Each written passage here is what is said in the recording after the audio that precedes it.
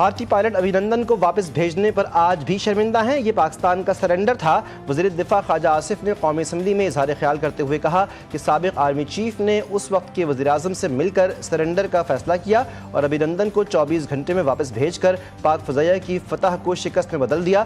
ابھینندن کو واپس بھیجنے کے سرنڈر پر اس وقت بھی شرمندہ تھے، آج بھی شرمندہ ہیں۔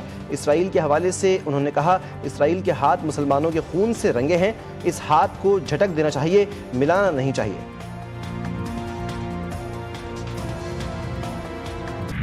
اسرائیل کے ایران پر حملے جاری، تبریز ریفائنری کے قریب حملہ، مغربی علاقوں میں بھی 3 مقامات پر دھماکے۔ اسرائیلی میزائلوں نے ایک رہائشی کمپلیکس کو نشانہ بنایا۔ حملے میں کم از کم 60 افراد شہید، 20 معصوم بچے بھی شامل۔ 2 اعلیٰ فوجی افسران جنرل مہدی ربانی اور جنرل غلام رضا مہرابی کی شہادت کی بھی تصدیق۔ شہداء میں 3 سائنسدان بھی شامل۔ ایرانی ڈرونز کو اردن کی فضائیہ اور اردن میں موجود امریکی فضائیہ نے نشانہ بنانا شروع کر دیا۔ اگلے مرحلے میں 2000 میزائل داغے جائیں گے، ایرانی فوج کا اعلان۔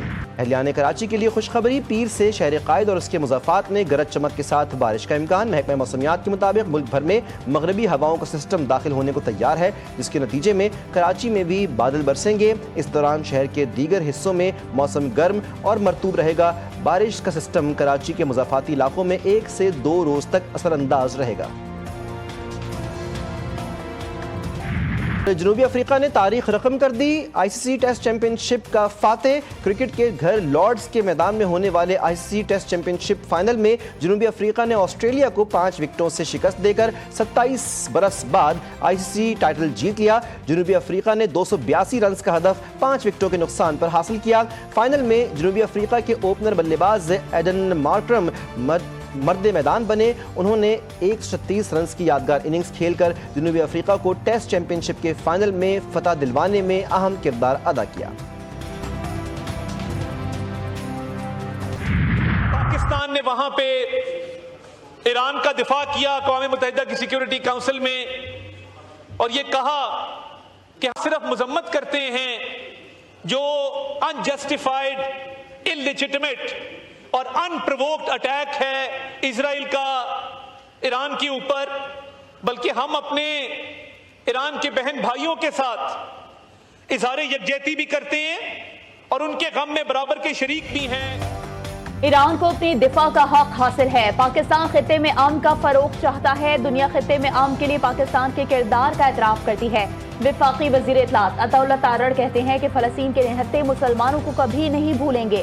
پاکستان نے ہر عالمی فورم پر فلسطینی بہن بھائیوں کے لیے آواز اٹھائی۔ It's the only way for us to address all issues. There's no military solution to the issue of Kashmir. There's no military solution to the issue of terrorism. There's no military solution to any of the problems that India and Pakistan have faced historically. Preceding this conflict, the Indian government announced Iran اسرائیل کشیدگی عالمی امن کے لیے خطرہ، اسرائیل مشرق وسطی میں جنگی جنون پھیلانے میں مصروف ہے، پاکستان امن چاہتا ہے، جنگ کسی بھی مسئلے کا حل نہیں، مسئلہ کشمیر اور دہشت گردی جیسے تنازعات کا حل صرف مذاکرات ہیں۔ پارلیمانی وفد کے سربراہ بلاول بھٹو کہتے ہیں کہ بھارت کا جنگی جنون اور پانی کو بطور ہتھیار استعمال کرنا عالمی امن کے لیے سنگین خطرہ ہے۔ پاکستان نے پہلگام واقعے کی تحقیقات کرنے کی پیشکش کی، جو اب بھی قائم ہے۔ 2 ایٹمی ملکوں کا تصادم 2 ملکوں کی حدود تک محدود نہیں رہے گا۔